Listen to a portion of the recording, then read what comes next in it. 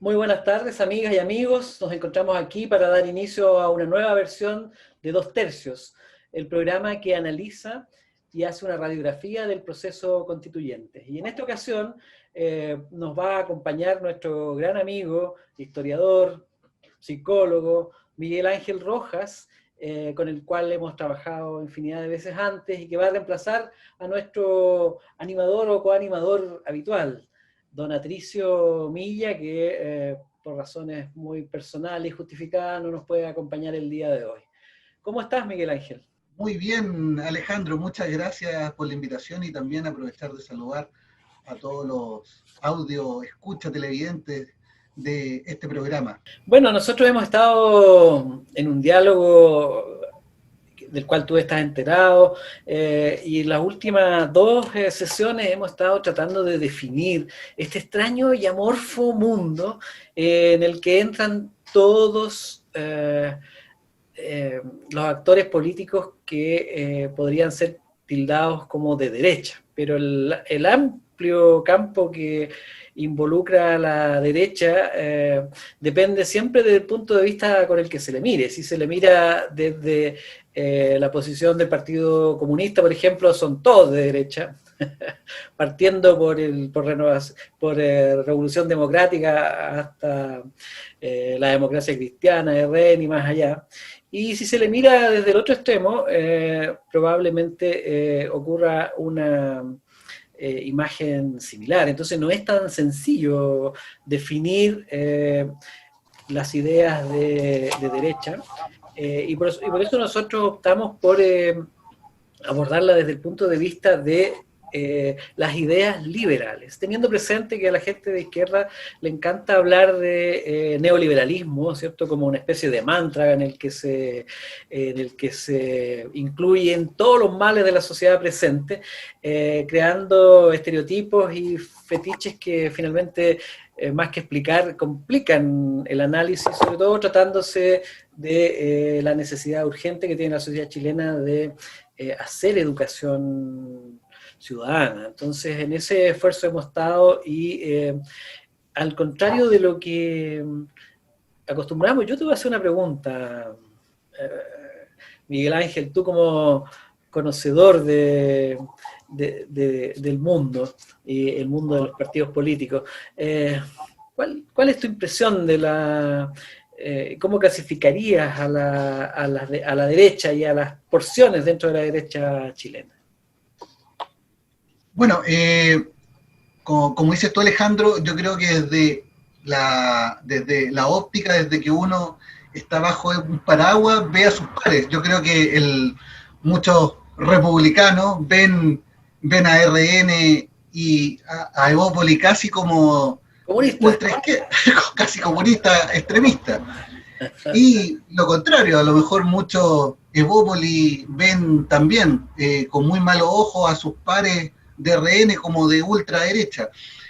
Yo creo que acá, como tú hablabas muy bien, Alejandro, en los programas anteriores, es el concepto, esta idea de qué es ser liberal y qué es ser neoliberal, en donde hay un travestismo político de disfrazarse de liberal, pero actuar como neoliberal. De hecho, yo tras cámara te comentaba que cuando tú hablabas de los principios neoliberales y como estas etapas que se fueron construyendo en el país hasta llegar a un turbocapitalismo, como hablaba en el programa pasado, yo lo comparaba un poco con el Señor de los Anillos, como cuando todos los reyes que criticaban al anillo, querían destruir al anillo, y cuando ya poseían el anillo no podían destruirlo, se sentían cómodos con él, y yo siento que esto pasó un poco con estos liberales que siempre criticaron el neoliberalismo, pero vimos que en los 90, cuando se pudo a lo mejor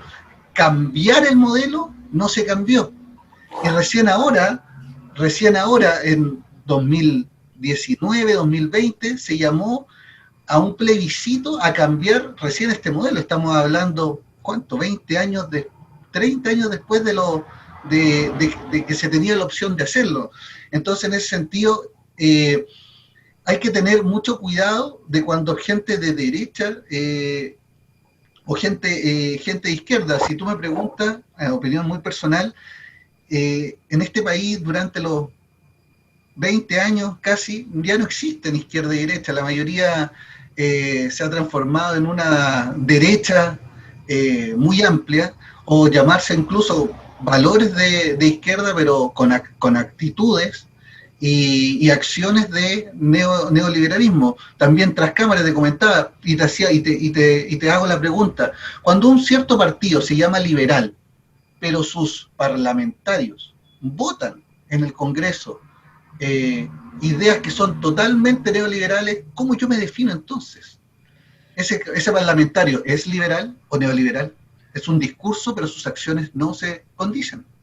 Bueno, precisamente ese es el problema central de nuestro tiempo, el cruce de ideas, sobre todo en el mundo democrático.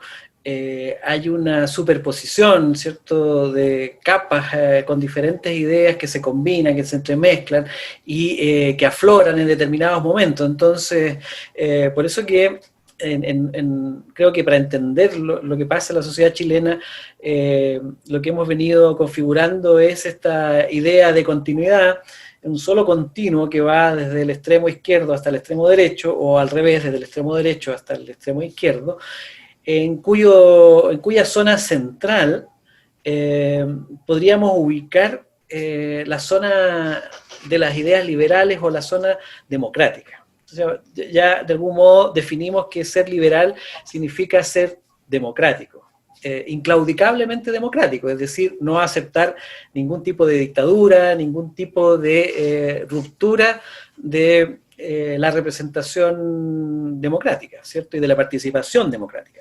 Todo lo que, Entonces, todo lo, disculpa, que Alejandro. lo acepte y justifique en cualquier situación, bajo cualquier condición, ya no sería liberal ni democrático. Perfecto. Yo ahí te quería hacer el paréntesis, que ahí hay un punto muy claro, en donde hay ciertos partidos que dicen ser liberales, incluso personajes que se llaman sociales demócratas, pero aún así defienden actualmente el actuar de la dictadura en su momento. Por ejemplo, ese es un indicador muy claro, o sea, todo aquel que justifica la dictadura de algún modo pinta y califica más como conservador, y por lo tanto de algún modo fuera del espectro democrático, que otra cosa, porque una de las paradojas de la democracia, y es la paradoja de la debilidad de la democracia, en el sentido de que como por principio la democracia es participativa, deliberativa, da cabida a todos aquellos que se comprometen a respetar las reglas del juego, y por lo tanto todos pueden participar, esa es la definición. Pero hay algunos que entran a participar por conveniencia, porque finalmente están todos invitados a participar, pero, lo decíamos también con claridad, están más bien pensando en cómo cambiar radicalmente la situación, cambiarla radicalmente en dirección conservadora, o cambiarla radicalmente en conservación, en una dirección revolucionaria, ¿cierto? Y por lo tanto la democracia siempre tiene enemigos, y los ha tenido a la derecha y a la izquierda. Y eso ha sido la tradición. Entonces, recordemos algunas cosas en este amplio campo democrático que yo diría que en Chile ya está bastante bien asentado, que va desde partidos, por ejemplo, como Revolución Democrática, que está de algún modo comprometida con la institucionalidad democrática, pasando por el PPD, el PS, la Democracia Cristiana, Evópolis, Amplitud, RN y una parte de RN. Hasta ahí yo diría que está los límites del espectro democrático. Y este mundo en realidad está de algún modo comprometido con conceptos que son bastante fuertes todavía, por ejemplo, derechos humanos, constitución, decíamos que la constitución es una creación liberal, Estado, aunque a algunos les duele admitir la creación de los estados nacionales, la creación del Estado como una institución característica de pueblos más pequeños que los imperios, es una creación liberal. Y por lo tanto, como también decíamos, los liberales no están contra el Estado, sino más bien están por usar el Estado, ¿cierto? Y finalmente una idea más, la noción de fronteras.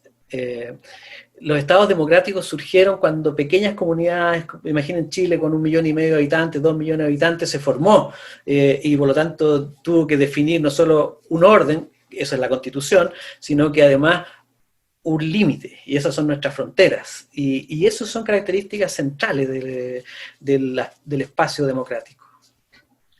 Alejandro, en esta explicación que tú haces, yo te quería consultar. Cuando tú hablas de este espectro grande desde RN, pasando por Evópoli, Amplitud y llegar hasta el PPD, aquí hay una clave, hay algo, una vértebra común que vendría siendo la Constitución. Sí. El Estado y ahí yo te quería consultar, entonces, una persona que votó o que estaba a favor del rechazo, ¿no se podría definir como liberal? Podría, porque tal vez su rechazo se funde en la convicción de que el sistema democrático funciona, y por lo tanto en ese sentido estaría justificado. Los hilos conductores que aglutinan a todas estas fuerzas, a todas estas maneras de ver la sociedad democrática, tienen que ver, como tú ya bien lo intuías y lo señalabas, con el anillo, es decir, la esfera de la producción de bienes y servicios, la economía. Y de algún modo, con reparos, con menos reparos, con observaciones, con algunas aspiraciones de cambio, la mayoría lo ve como algo funcional, que algo que está funcionando, que se puede corregir, y entonces nosotros vemos aflorar fenómenos bien pintorescos. Por ejemplo, esto que se ha dado a denominar la izquierda Feng Shui, ¿cierto? O la whisky izquierda, se decía antes, que es un grupo de personas que perfectamente concilia ideas de izquierda en el marco democrático con hábitos de consumo enteramente neoliberales, y mandan a su hijo a las escuelas privadas, pero sin embargo están todo el día chateando de cómo corregir la educación en las escuelas públicas, y así funciona. Pero esto se explica, más allá de lo divertido que pueda resultar, porque están dentro del marco democrático, y de algún modo esta mezcla de ideas funciona en todas las direcciones, digamos, y por lo tanto hay personas que económicamente son muy neoliberales, pero que sin embargo políticamente son democráticas, y no estarían dispuestos a sacrificar la democracia para seguir consumiendo, ¿cierto?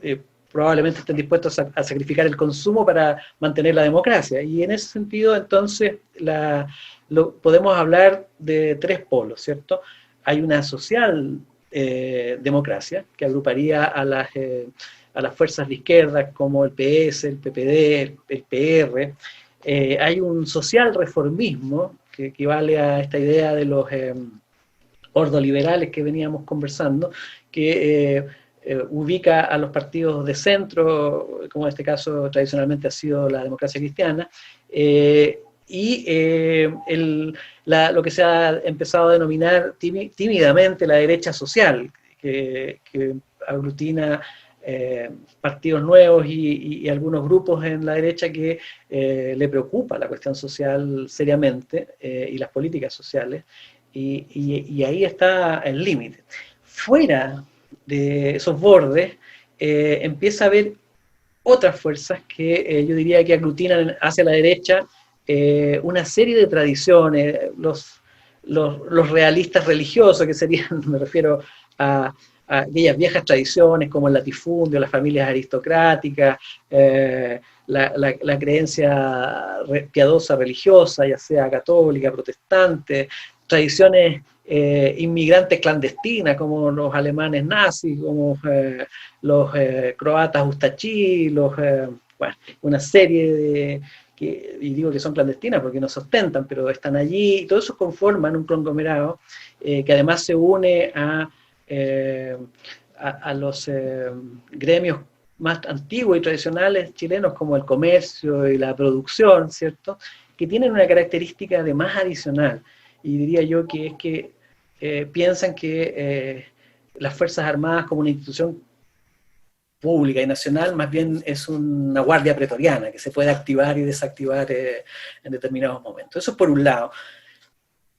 Sí, ibas a decir algo, Miguel. Sí, me llama mucho la atención de esa guardia pretoriana, y eso te habla un poco del poco sentido democrático, en donde supone que las Fuerzas Armadas están bajo la tutela del Estado y no al servicio del interés de ciertos grupos empresariales o de élite, como estás señalando tú, Alejandro. Un poco podríamos decir, como fue este último liberal y que Manuel, presidente de Balmaceda, y que terminó en una guerra civil, enfrentado desde el ejército hasta la marina en su momento.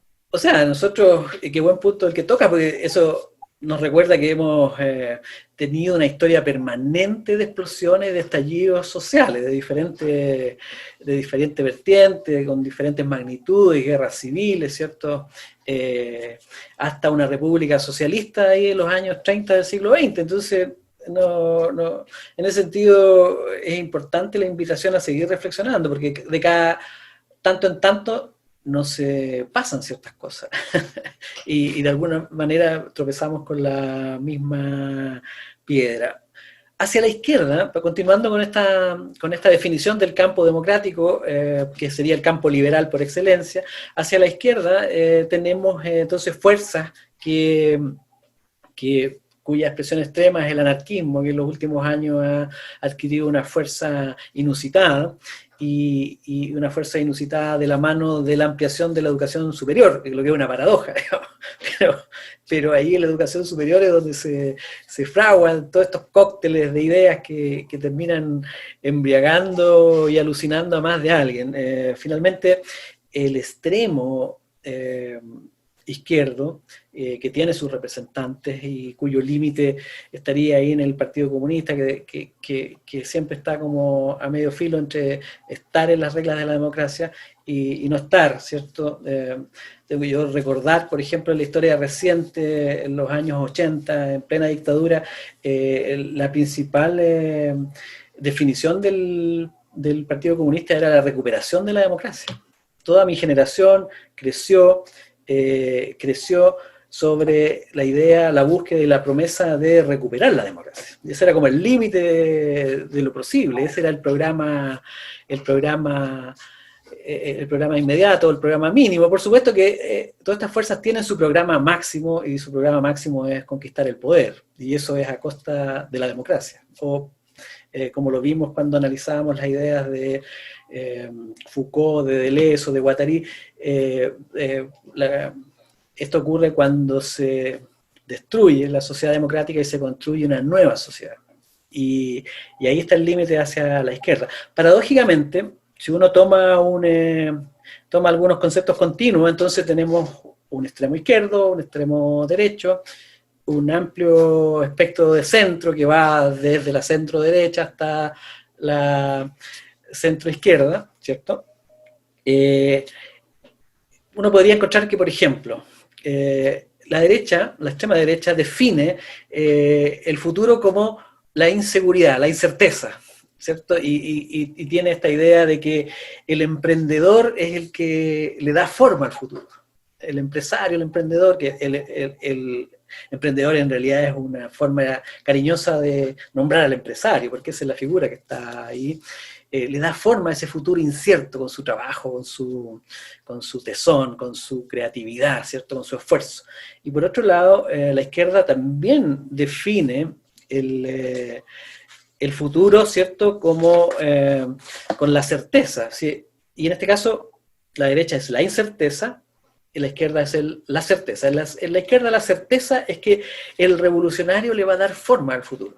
Es como son los dos polos. Y sin embargo, entonces, entre medio de eso se ubica todo un polo de corrección, ¿cierto? Si para la derecha extrema la eficiencia es el concepto, para la izquierda la suficiencia es el concepto, entre medio está la corrección. O sea, la capacidad de corregir el presente, de corregir los problemas del sistema. Y entre medio, es paradójico, pero ambos extremos conducen al monopolio, a pesar de que lo critican mucho. Por un lado, el neoliberalismo termina, y eso es lo que ha terminado haciendo crisis en Chile, produciendo enormes monopolios, ¿cierto? Concentrando la riqueza y extremando la influencia que esa riqueza y ese monopolio tienen en la vida económica. Sin ir más lejos, hoy día se está alzando la voz muy fuerte en relación a la posible colusión de las empresas que venden gas, por ejemplo.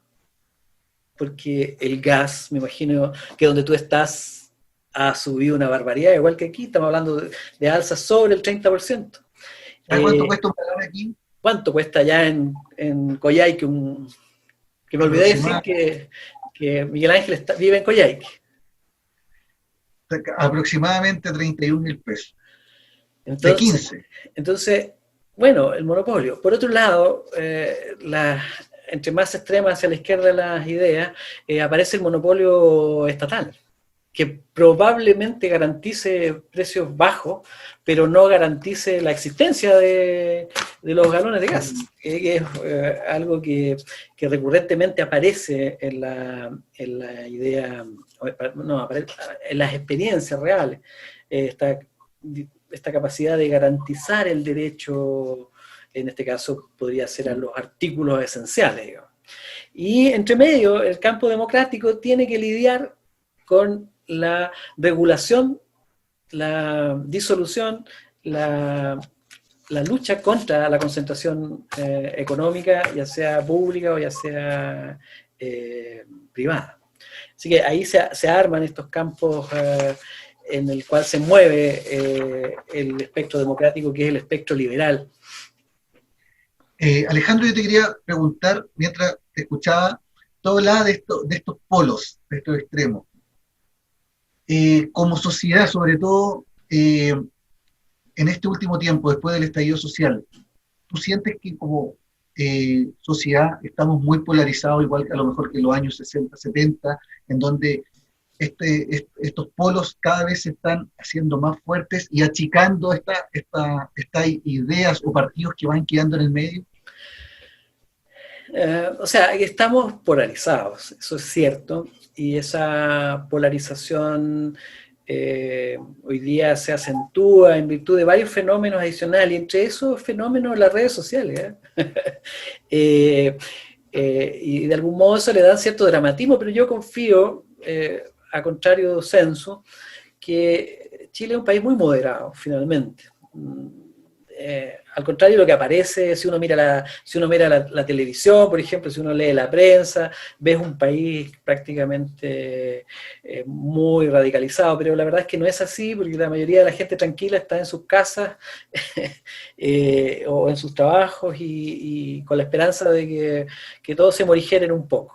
En ese sentido, lo que sí, y a propósito de lo difícil que es ser liberal, y de lo fácil de que nosotros seamos una mezcla de liberales y neoliberales al mismo tiempo, y todas las posibles variantes intermedias de ese ejemplo, es lo que ha pasado estos días con el caso de Javiera Parada, por ejemplo.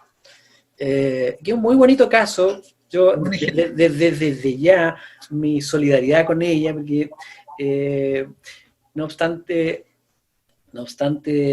todo lo que se le ha dicho y atacado, yo creo que ella refleja un espíritu liberal. O sea, una persona que efectivamente cree en la libertad, y no en la libertad, entre comillas, que te venden determinados sectores, como la libertad que venden los republicanos, o la libertad que venden los compañeros progres, no. la libertad de decidir, la libertad de ponderar, la libertad de buscar, y también creo ver en ella una persona que ha sufrido en persona la dureza de la violencia, y veo en ella una persona que probablemente, porque eso es lo que ha venido de algún modo manifestando desde el estallido social para adelante, probablemente lo que menos quiera para su pueblo es la violencia. Y tal vez eso la lleva a tomar posiciones típicas de un liberal, es decir, en la hora de la polarización ponerse conservador, y en la hora de la calma ponerse progresista. Y ese es uno de los... recuerden que todos nuestros padres de la patria eran radicales, exaltados: José Miguel Carrera, Manuel Rodríguez, Bernardo Higgins, todos liberales, todos liberales. Y por lo tanto, esa es como una característica también. Así que, definitivamente, ser liberal no es ser de derecha, pero ser de derecha es no ser liberal. Ese es como lo mismo pasa con ser liberal, es ser en muchos aspectos muy progresista, muy avanzado, pero no es ser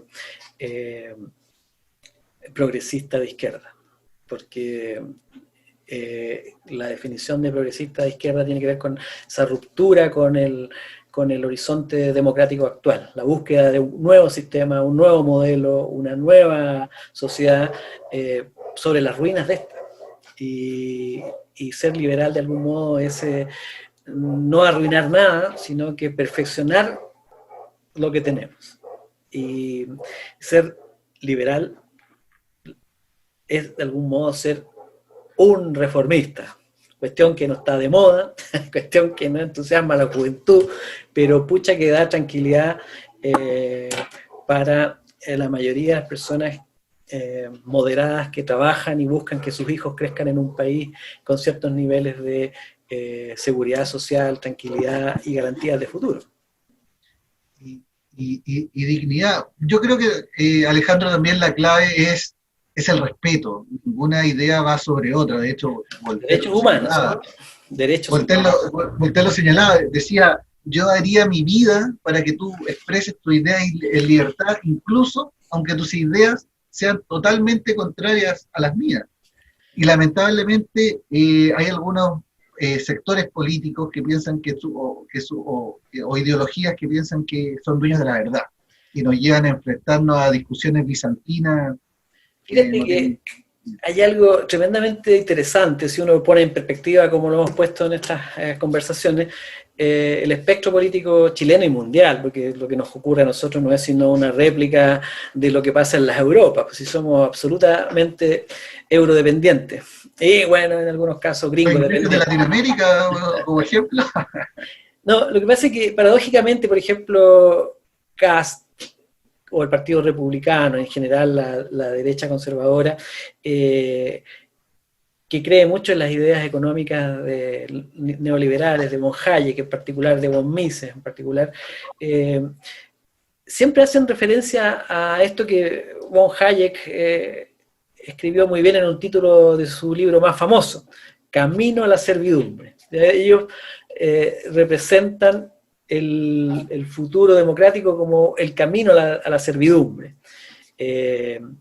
Y esta idea de que vamos a ser esclavos pronto, paradójicamente,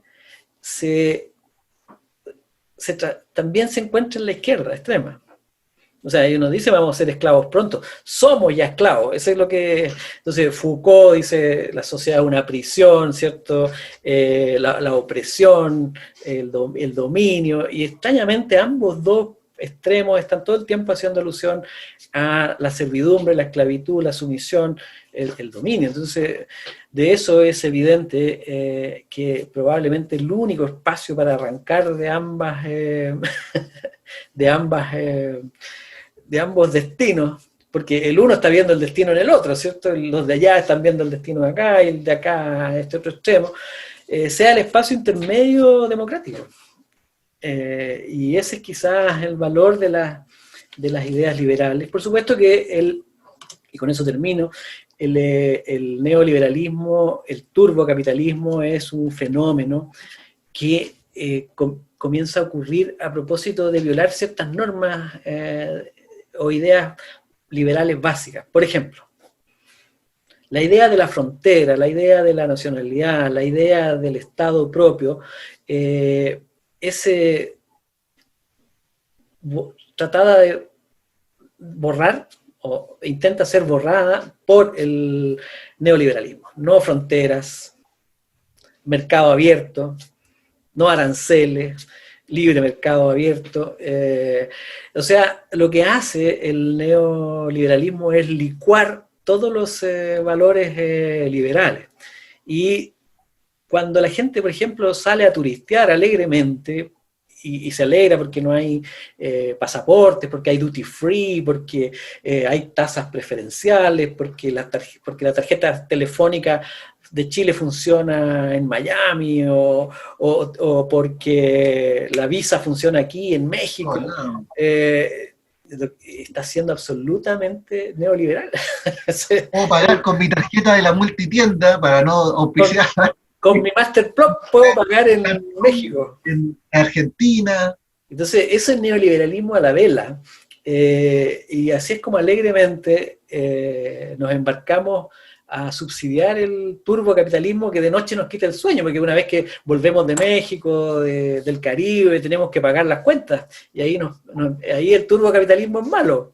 Pero el turbocapitalismo, y yo sé que el tiempo es oro, pero también en el tema económico es muy bueno, pero de repente en el tema humano también, porque un ejemplo, lo que pasaba en la frontera, en el norte, en el verano, en el tema de la migración, que es un caso que el turbocapitalismo ha tratado de mirar para el lado, y una realidad que tenemos que afrontar. O sea, por eso, de algún modo, si uno lo quiere, el neoliberalismo como sistema y el turbocapitalismo como manifestación concreta del sistema tiene que ver con haber dejado atrás viejos preceptos liberales, como el Estado-Nación, como la frontera, como el modelo propio y no el modelo compartido, en fin, todos elementos que sin duda eran criticables porque pueden haber tenido más de alguna manifestación imperfecta.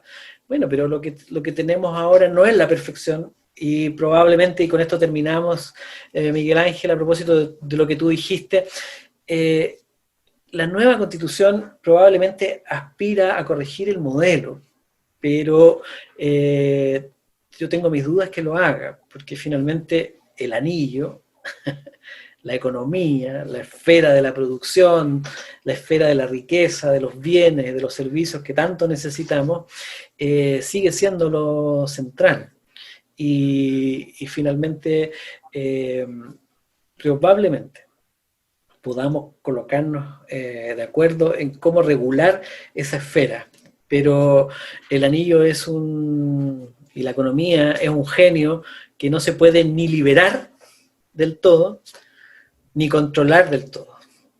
Hay que mantenerlo amarrado para que no se arranque y nos termine hundiendo a todos. Buena metáfora. Buena metáfora. Al final nos despedimos, esperemos que estén todos bien y pronto ya vamos a ver el desenlace de la primera etapa del proceso constituyente, las elecciones del 15 y 16 de mayo. Que estén muy bien. Muchas gracias, Miguel Ángel. A ti por la invitación. Muy bien. Hasta luego. Chao, chao.